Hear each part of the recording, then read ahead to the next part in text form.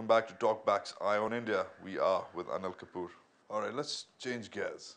Let's talk about a little bit about some recent roles of yours. Let's talk about Black and White, which is a very interesting role you've done. Now, it's not a resounding box office success, but your role has been critically acclaimed. You play a professor of Urdu in a college in Old Delhi. In this role, you are the white in the black and the white. You are the virtuous. You show the light to the suicide bomber who would have otherwise gone on and committed a huge crime. Most of the movie, you verse Quranic verses, you verse Khalis Urdu, and you obviously try to tell this man and show him the light.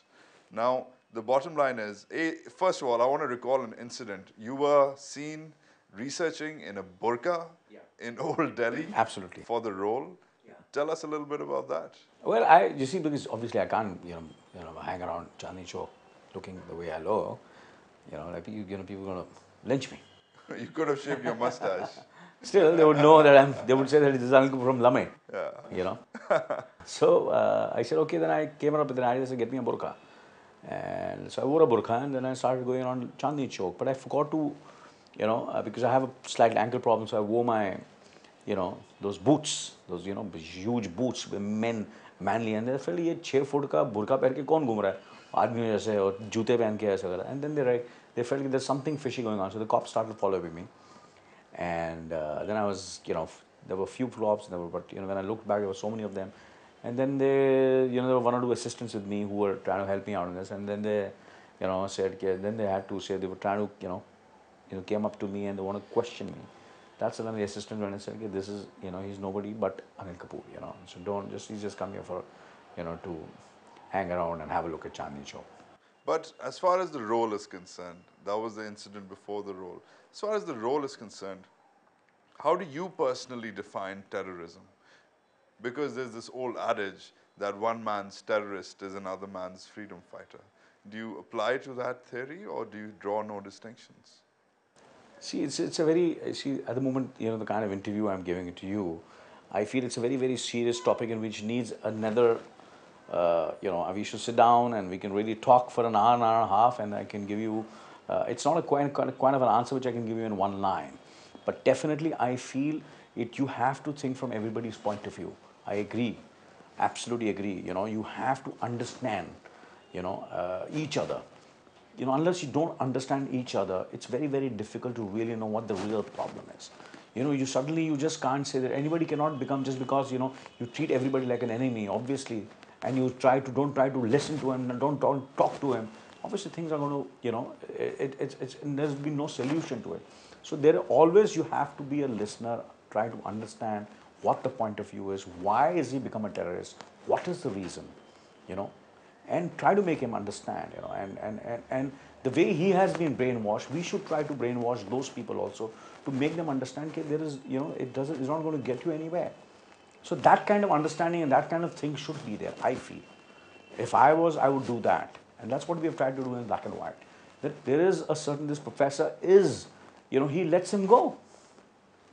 He feels and he has tried, by doing this, taken a chance, taken a risk of letting him go so that he goes with a certain kind of, the way he was, there is certain kind of brainwashing which has been done in a very positive way. So he goes with a very positive approach, that yes, everybody is not your enemy, and neither is, because this is a young guy who's at an impressionable age, was completely, given wrong information, wrong brainwashing, and he just wanted to do that. So if you see Black and White, and that's the reason I feel I could do it with conviction, because I did believe in it, what I did. A question I asked Subhash Ghai, which he never really answered, so I'm going to ask you about the movie as well. As far as the characters are concerned, the character of the suicide bomber was picked out to be a young Muslim man from Afghanistan. Now, Muslim is a relative term. Some people would not consider the man a Muslim, some other Muslims, because of course he is a suicide bomber. But the question I asked him, and I ask you this question as well, is that India has its fair share of problems, has its fair share of terrorists. You could call them extremists. You could call them radicals. You could call them rebels. Call them whatever you want to call them. From Nagaland to the Naxalites to the Kashmiris to the Bihar problem. Why do you think was a Muslim extremist picked for this role? Is it because there is a serious Muslim extremist problem in India which threatens India? So I feel, you see, you see, because I'm not the filmmaker, I'm just an actor, and obviously I've not written the film. Me as an actor, I've just done my role and tried to do my best in that role. But I feel, obviously I'm nobody to really speak on his behalf, Subhash Ghai's behalf, but what I know about him and what I know about the filmmaker Subhash Ghai, I feel it's basically he was not trying to tackle just a kind of a national problem. What he was trying to do was he was trying to give in his own way, give it a very world view to it. It was a human world view to it. It's how the world is targeting the Muslims unnecessarily. Okay, every Muslim, that I think that's what he was trying to do. That kind of thing of that the Muslims are and because it's that kind of thing which the wrong notion which people have about Muslims worldwide. So that's the trying that it is not that every Muslim is not like that.